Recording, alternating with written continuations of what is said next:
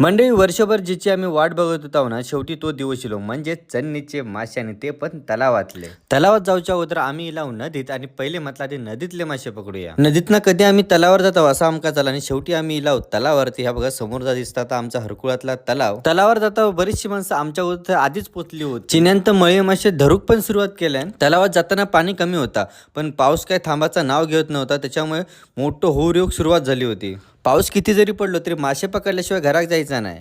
जसं पाऊस जोरदार येऊ लागलो तसे मासे वर चढाक लागले आणि ह्यो सीन बघून ना माका खूप आवडला आणि एवढा भारी वाटतं ना तलावात मासे पकडताना. ह्यांका सगळ्यांका मासे पकडताना बघून माका पण राहवलं नाही. मग मी पण मासे पकडू उतरलंय आणि मासे पकडू सुरुवात केलंय. शुभम तर नुसतं ढोपरा टेकून मासे पकडत होतो. तलाव भरायच्या अगोदर आपण घरात जाऊया असं शुभमला सांगितलं आणि वाटेत येताना ह्या बघा किती व्हाळाचा पाणी वाहता आता.